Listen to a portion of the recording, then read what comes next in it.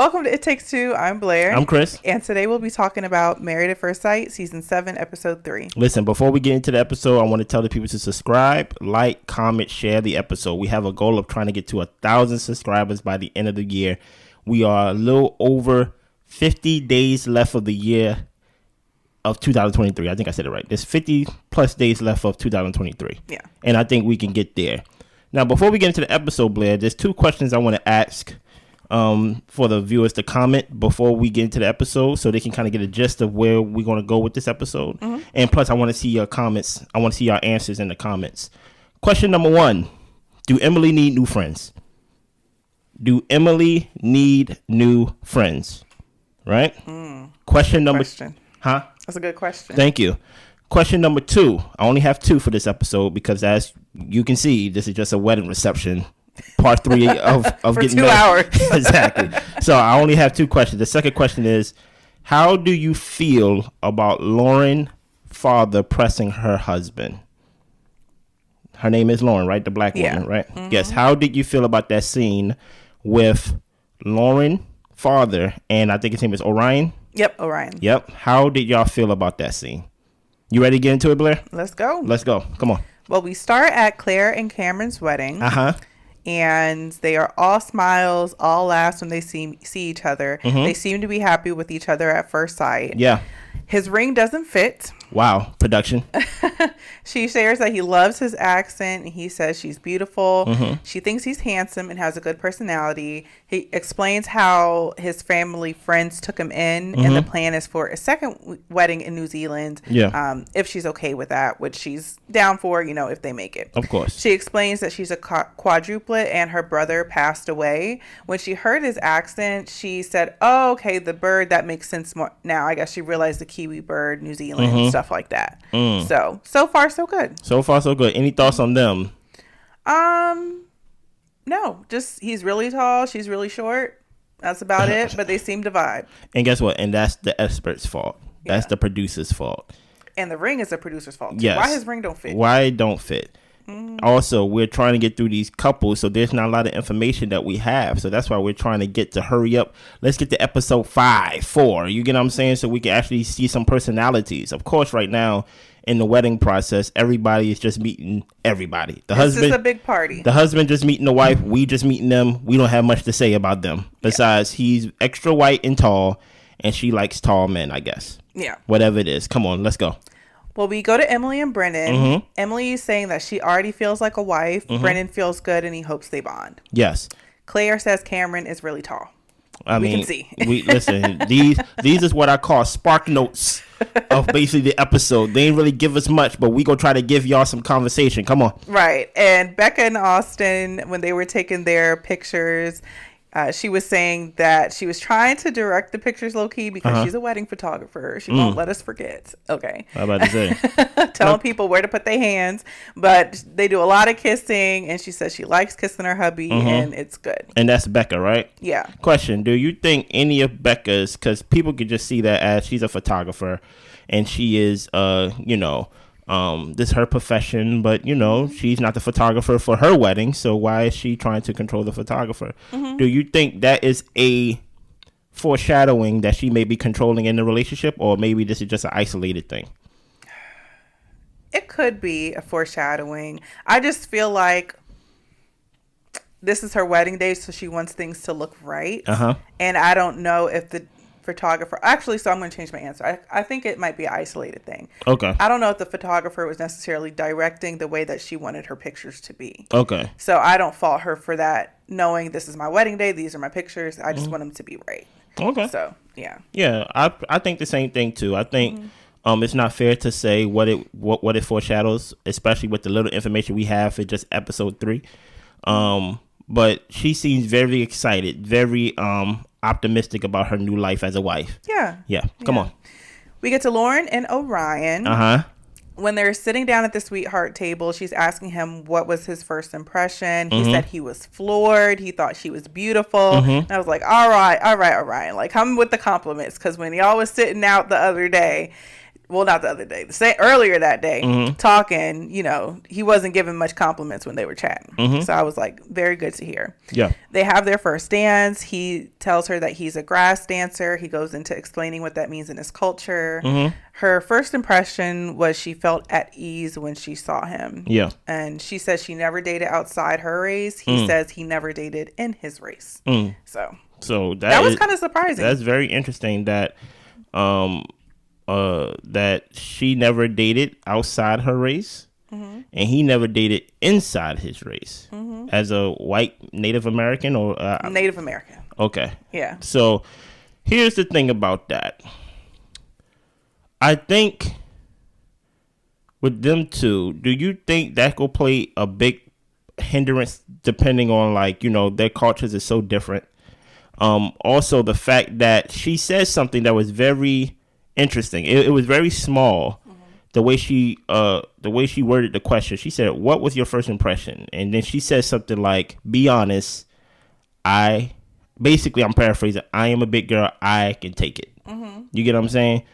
And I took that as maybe she was expecting him to say something like, "Oh, I wasn't expecting you to be black." Or something like that. I felt like she said that when she talked to his family. I don't remember her saying that. Oh, matter of fact, you actually may be right about that. You may actually be right about that. Yeah. But then we go reword it. Like, what did you think about that? Then if we was to switch the people out from Orion to Orion's family. Yeah, I think it could have been the thing of she's black. Also, honestly, I feel like that really was the only thing because for her to be be honest, I can take it. Maybe that. I don't know what else they would have to go off on other than that for them to have something negative to say. Yeah. So. And the reason why I asked that is I think somewhere, even though they are my favorite couple in the show, I think their difference of cultures go play a big part in them potentially at the end not being together. But what gets me? Let me throw a little curveball here. And I guess we'll just talk about different points throughout the episode. Orion said at one point that he doesn't really like the whole matriarchal thing about his culture, and he doesn't like being told what to do. So that's part of why he didn't date inside his culture. So to me, I'm like, well, in a lot of black cultures, the women are very outspoken and especially today. Yeah, today. Especially today. And, strong about their opinions and vocal about how they want their household run with their kids. So to me, that might just be a thing of, her being a black woman. Can he mesh with that? Since he's not part of the whole matriarchy thing. Yeah, and I'm not even saying it in the sense of with that. I don't know if that's a maturity thing, because you can't get married and then say I don't like being told what to do. Yeah, not saying that. When you marry a black woman, that she's going to be controlling and she's going to tell you what to do. I'm just saying there's going to be time, no matter who you marry, to where someone is going to tell you what to do.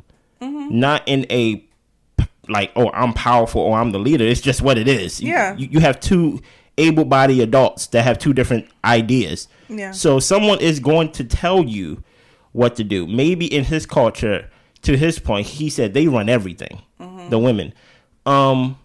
I want to see, since he didn't want to marry or date within his culture because of that reason, how he run things then. How does it look for him as the leader and things like that? Go ahead. My concern is he's over here talking about, women running stuff. But the way he's running his life, he's living at home under his mother's roof, under her tutelage still. So that's a little question mark to me. We will get to that. Yeah. Come on. Okay. Claire and Cameron, we see that they had their first dance. Height difference is crazy. It's like she can barely even reach him.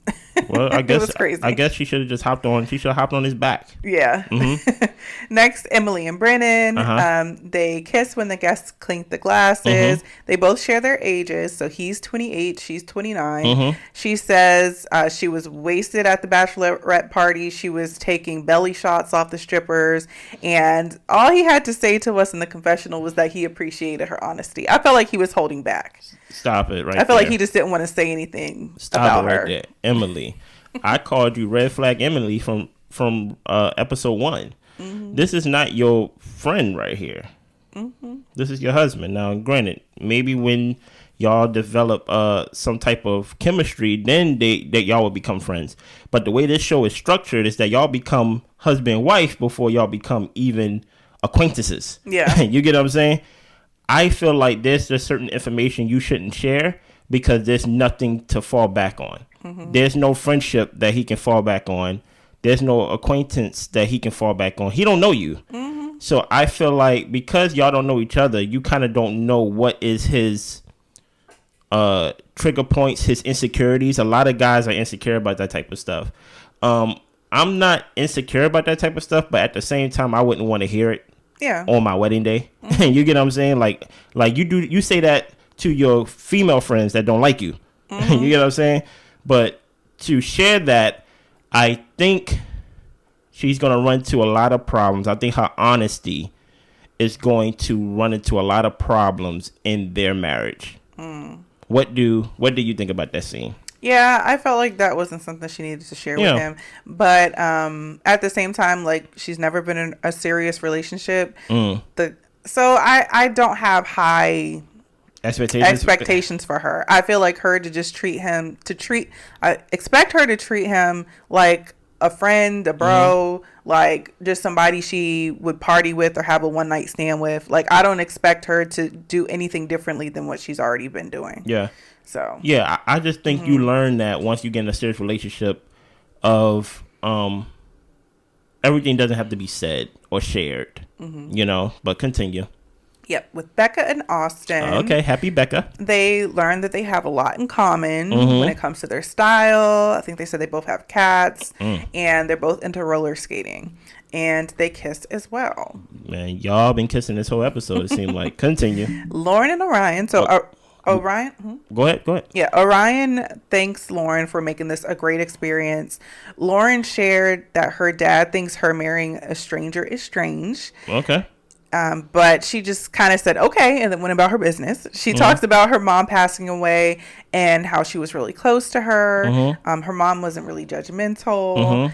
He shares that he still lives at home with his mom. He said he's working on getting into real estate. And to her, it doesn't bother her that he lives at home because it seems that he's still being productive as far as like career time and managing his money. How do you feel about him living at home with his mom at his age? How old is he again? Like who cares? 20s? Who cares? He married now, so like it's very different. No matter if he's 35 or 25, the fact that he felt if he lives at home with his mom. And he signed up for this show.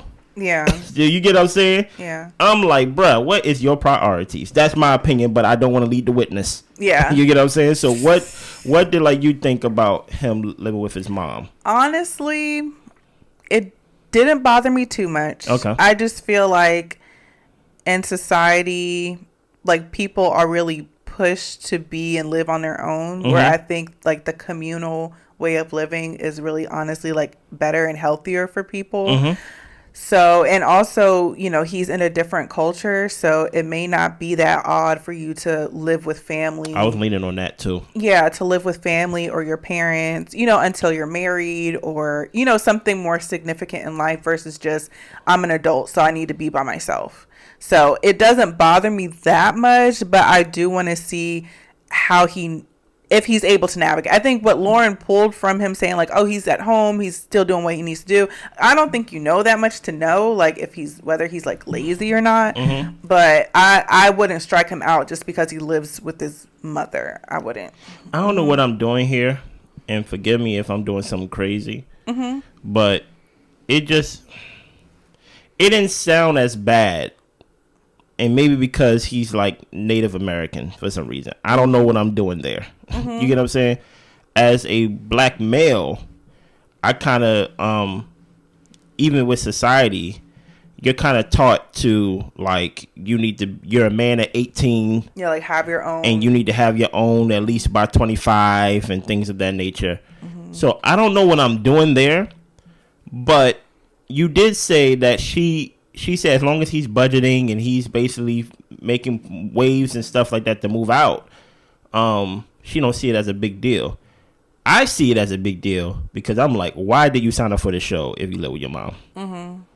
So you live with your mom, whatever that means, right? Hopefully she's well. You get what I'm saying? Mm-hmm. You live with your mom, and in the process of you getting yourself together, mm-hmm. as Lauren is giving you credit for, you figure, let me get a wife. Mm-hmm.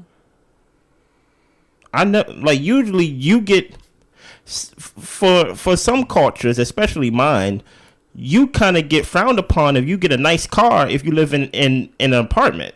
Yeah. They say, why you go buy this Mercedes and park it outside in the common parking area? Mm-hmm. If you go get a Mercedes, you put that in the garage of your house. Yeah. So there's a lot of things that where it's like you kind of putting the carriage in front of the horse. Like, mm-hmm. I would think you would get at least a spot of your own. I'm not saying get a house. You would get a spot of your own, then a wife. Mm-hmm. But to get a wife and then to potentially still be living with your mom after the fact you have a wife, it just made me raise an eyebrow of, do you really have all your ducks in a row? Yeah. But it's too early to judge. But that thought did come through my mind. Mm-hmm. Anything else on them? No. Let's go. With Claire and Cameron, they talk about how both of them, enjoy being individuals, having their own hobbies, mm-hmm. and to have separate interests. She has always attracted codependent men, and he says he can see it. That was my question for you. Can you see someone attracting a codependent man? Like, give me a clear definition of codependent. So a guy who like needs you like because you have a place to stay, or like someone who like needs your emotional support. Mm-hmm. They seem to not be able to function without you. Like, so she always attracted these type of men. Yeah, that's what she says, and he's like, I can see it. I'm like, how do you see that? I didn't see it in her. I didn't see it in her, but maybe he meant like she's like too nice. Oh. And when you're too nice, it's easy to take advantage of somebody that's too nice. Mm-hmm. I'm short on the rent. Can you help me? Oh, of course I'll help you. I like you. Or, can I use your car? I drop you off at work and I pick you up. You're trying to make it seem like it's a partnership. That is very interesting that she says she always attracted codependent men. But that is depending how you view it, that's a negative. Mm-hmm. That's a negative. But on her though, like how? No. That's, I mean, it's a negative. I'm not saying it's a negative point for her, mm-hmm. but it's happening to her. Yeah. Like it's a negative thing. It's like people may be taking your niceness for granted. Mm-hmm. I'm not saying that she should stop being nice, but I think maybe he just sees it as like, oh, you are kind of overly nice. You do seem like the type to help. Yeah. You get what I'm saying? And that's probably what he meant. I don't know what that means. But I find that very interesting that somebody would describe themselves in that way. Like, y'all always attracted codependent men. Mm-hmm. I'd be like, I don't know what that means. But then that confuses me too, because if you're attracting codependent men, but you've never been in a serious relationship. Why would I listen? Why would I buy the cow if I can? You know what I mean? If I get all the milk from it, you get what I'm saying? Or maybe she just decided not. But I can't see you like. Okay, maybe I just can't see somebody like being. I can't see her. For her not being in a relationship her whole life, I would have think she would have at least gotten into a relationship with one of them codependent men. No. I can't see her always making the right decision and being like, he's codependent and I'm gone. But you know what I'm saying? But my thing is like she's probably doing hindsight. She's probably mm-hmm. not thinking in the moment that they're codependent. She's probably thinking like once she's by herself, like, you know what, I did attract these codependent men that needed me. Yeah. In some fashion. Yeah. Who knows? We'll see. Yeah. Well, we move on. Friends and family give their speeches. Yeah. They cut the cake. And Becca's friends are talking to Austin. Becca's talking to Austin's friends. Mm-hmm. Becca shares that when she saw him get emotional, her first impression was that he was very authentic. Stop that. Her friends say communication is number one, and he needs to be direct. We're kind of bouncing back and forth between the mm-hmm. conversations. And they tell him that if he's ambiguous, her anxiety will go crazy. Mm-hmm. Friends say that he doesn't like to rush into things. her friends say she likes to touch a lot and she's very sex positive, and her friends tell him to buckle up, you're in for a ride. Yeah, stop this, please. First of all, let's give other good advice besides communication. People who are not in good relationships give that advice about communication. Give me something real advice besides just like communication is key. Even though that is true, give me something more than communication is key. And give me something more that is you're in for a ride. Like, I don't even know what that means. Like, what did you think about the interaction between things like that? Look, just because he's crying, that doesn't mean he's authentic. Like let's not jump to these conclusions off of this one interaction. Him crying just means he's a crier. That's basically what it means. We will see what that means down the line, but at the moment, I just took it as he's a crier. The reason why I say don't be so quick to jump, because you putting these ideas in your head of what he is, and you don't know the guy. Yeah. Like, that's something that we have to stress throughout this review, is that these people are marrying each other and they don't know each other. So they are depending on each other's friends and family to try to get a feel of who this person is without even knowing this person. And then that's why they end up having troubles by episode number 4 or 5, depending what season it is, because they have this idea of who this person is, and they realize, you know what, he don't know how to communicate. You know what, he is selfish. Yeah. So what did you think about the interaction between that? It was just a normal. It seemed normal. I mean, it didn't seem like anything really stood out to me. Yeah. By the thing with his friend saying like he doesn't like to rush into things. I think they were talking about like physically or something like that. Okay. I'm just like, he rushed into the marriage, so I don't know if you really know him like that. But I mean, it was nothing really stood out. So yeah, just more stuff now to get us to 2 hours. Thanks. Yeah. Married at first sight. Let's go. Let's move on. Yeah. Lauren and Orion. So they do a Native American dance with the drums. Nice. Becca actually goes and talks to Austin's the girl roommate that he has, and it seems like the vibes are really good. She says that, you know, it's a good time living with him. He takes out the trash, recyclables. The only issue really is that he starts things and doesn't finish them. And they seem to get along well. Well, we'll see, Austin. You got a female roommate. Let's see how much your wife likes that. Yeah. Continue. Cameron talks to Claire's sisters, and to me, it just sounded like he was just trying to talk about himself, the stuff he's into. You know, he was saying how their mother really liked him, and they were just joking with him about, you know, oh, you're saying you're so great, you're this great guy and stuff like that. And then in the confessional, the sister was saying like, yeah, he's saying all these great things, but we'll see. You know, they're not completely sold on him. Hey, guess what? That's fine with him. Yeah, that's what Married at First Sight is all about. Continue. Lauren talks to Orion's siblings. Yeah. They tell her that his nickname is Onion because he does have so many layers. And she asked what their concerns are or / were for this process. And mostly for them, it's just the fact that he's going to be married to a stranger. And she says her biggest issue or red flag for herself is that she needs validation, but it's something that she's working on. Do you think that's going to be an issue in their marriage? The fact that she that she needs validation, but, you know, as she said, she's working on it. But you think that may pop up in the relationship? Yeah, and I think specifically for Married at First Sight, that's going to be an issue because I don't think he can always validate her. Like, he doesn't know you. He at times may not know how he feels about you. So for him to constantly be able to validate and say, I'm in this, I want to be with you, I'm 100%, is not realistic. So I think she needs to gather or muster up just something in herself to just say, I'm committed to this regardless of if he's validating me or not in this experience. So I can say, you know, I really gave my all, because it may not always come from him. Yeah. When I heard her say she needs constant validation and that she's working on it, I'm automatically went to mental health. I think something may come up in the episode, in the season, that something that have to do with mental health in her. Okay.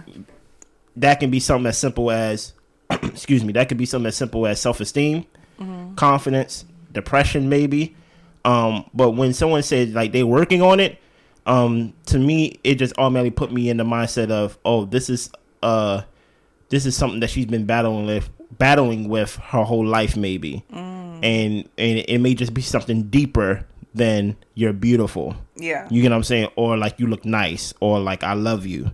It may be something mentally that she's battling with. I can see that. And stop it. Do not say that his nickname is Onion because he got many layers. The reason why his nickname is Onion because his name's spelled like onion. Okay. Like literally. Just take out the R. Okay. Yeah. Continue. Lauren's dad talks to Orion. Yeah. He explained that he's been in electric for years and he's just getting into real estate. The dad asks if Colorado would be his permanent place of residence. And he says no. He would like a house on the East Coast. He likes to get up and go. And Dad is concerned. Okay. Come on, Dad. What are you concerned about? You didn't say anything about Lauren. Okay. You got to think about your partner. You got to think about your spouse. You can't just get up and go and do what you want to do. And he says, of course, I'll consider my wife. Yeah. He didn't date within his culture like we talked about because he doesn't like being bossed around. Yeah. And the women run things in that culture. His expectations for their marriage are mutual respect. Yeah. Dad said it really doesn't matter your answers to these questions because y'all are already married. Yeah. But Orion, he still wants his approval. What did you think about that scene? I was annoyed with Dad because you asked him a question about what he wants to do or where he wants to live. And it was like a trick question. I hate when people ask trick questions like that. How so? Because you didn't ask me about me and my wife or us doing this or us doing that. You just asked me what I would like to do. Yeah. So I have certain things that I would like to do. Now, if you ask me about like what me and my wife would want to do, I'd have to ask my wife. But that's where you guys come into communication. You both have your independent views. You come together and talk, and then you figure out what you want to do. But at the beginning of it all, I had what I wanted in my mind already in the first place. Yeah. And that's all Dad asked. So I was annoyed. He was trying to like confuse him. And I don't know. I felt like Dad was doing the most. Well, it goes back to, hold on.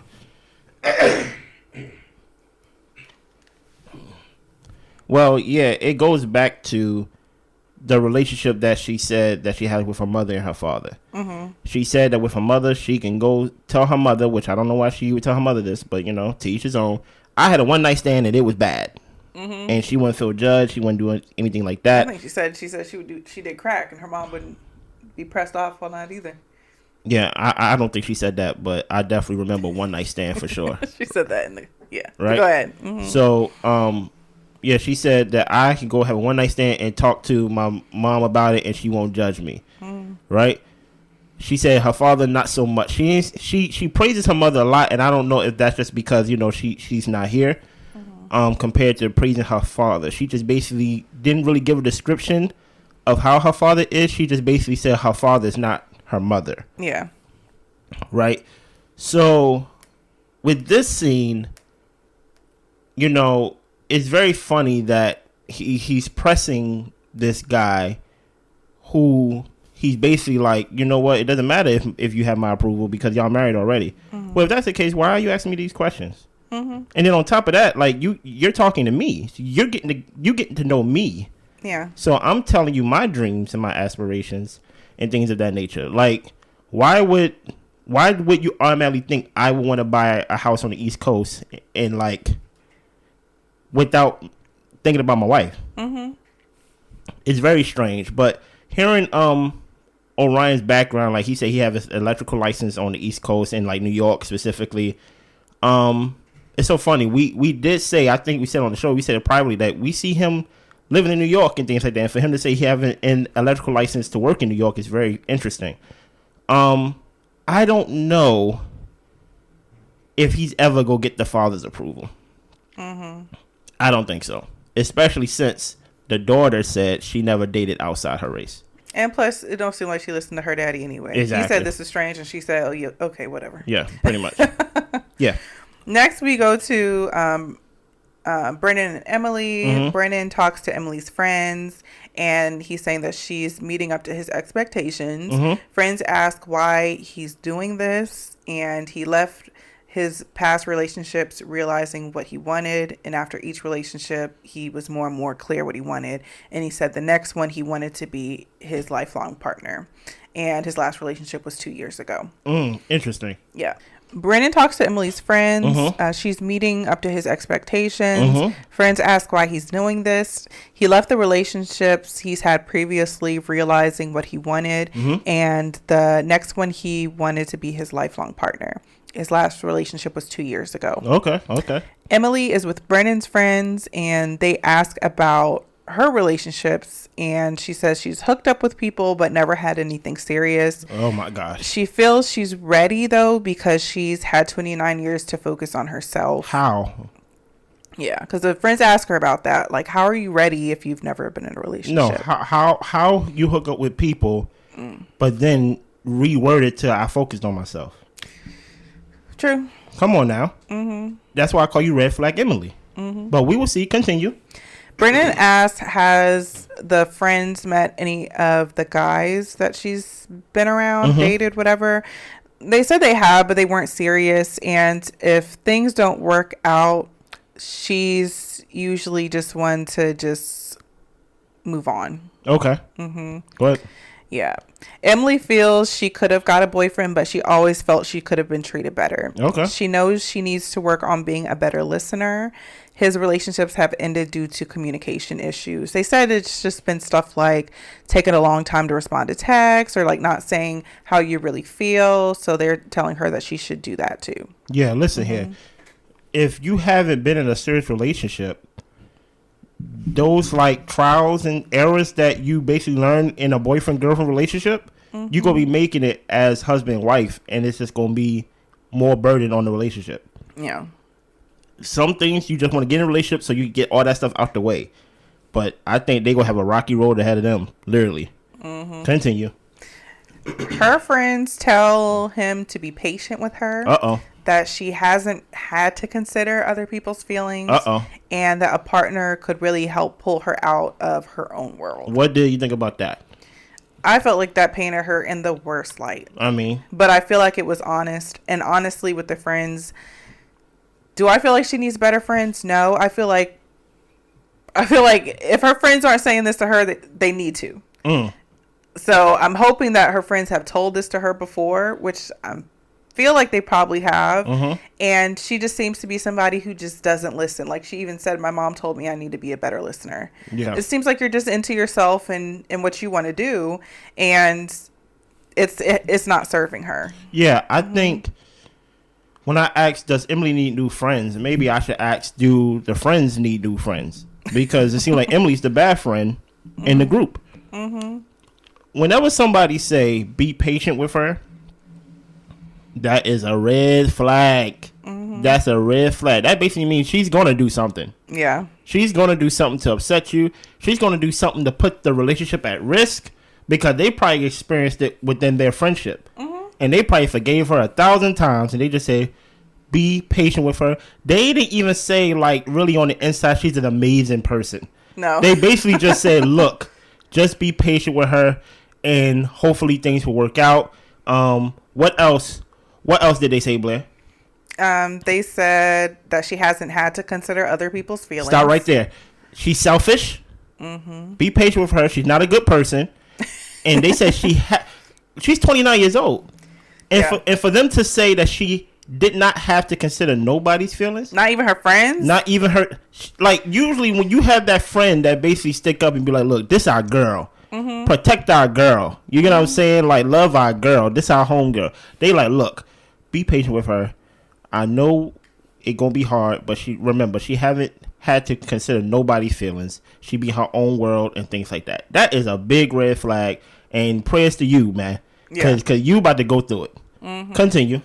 Yeah, Cameron and Claire sit down with Claire's grandma. Yeah. She was married for 60-something years, and her advice to them was to not argue and to not try to one-up each other.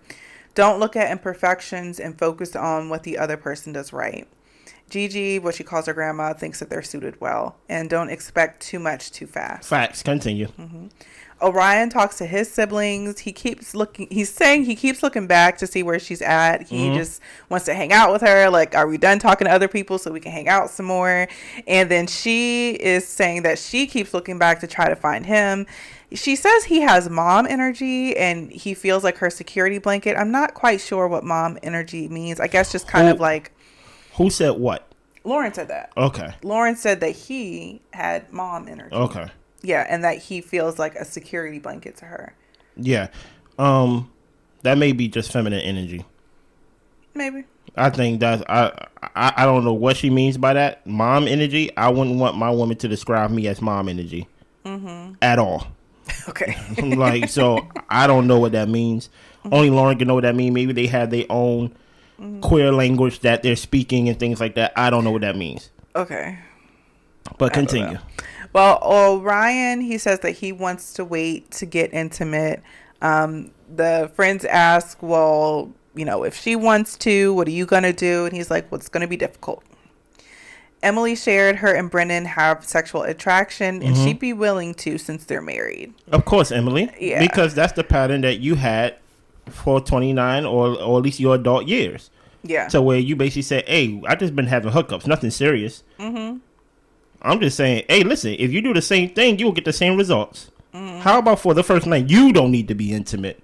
Maybe y'all need to talk. Yeah, but she said, she was like, we can get the physical out the way, and then we can move on to all the emotional stuff. Yeah, and I guess what usually happens is the guy usually leaves. You get what I'm saying? And you probably thinking he can't leave because, you know, we're married. But I'm just saying, if you want something different, try something different. Continue. Becca says the kisses are great with Brennan, and tonight Brennan is willing to do whatever she wants. Okay. But medically, Becca, she's not ready because, you know, she just had that surgery. Yeah. So, yeah. And we watch all the couples leave, and that's where we end the episode. What do you think about this episode so far? It was long. It really wasn't even a whole lot in it. I'm just, you know, I know we have to do like the character building, getting to know the people and stuff like that. So I'm not complaining, but I'm just like, geez, I wish we were at least headed on a flight to the honeymoon. At least let me see the evening, because, you know, we still got to watch them get undressed and to lay down in the room and to talk about if somebody unpacks their bags or not, or if they are messy. So I'm just like, let's get going. That's how I feel. Yeah. How you feel? Emily, you're a red flag. Brennan, you don't know what you're in for, buddy. Orion, I think your priorities is kind of messed up a little bit the more we get to learn about you. Lauren, you may have some insecurity issues that may just be deeper than you just need compliments. Those are the ones that really stuck out to me. And keep your eyes on Becca. I can't put my finger on Becca, but something's interesting about Becca that I'm going to keep my eye on her.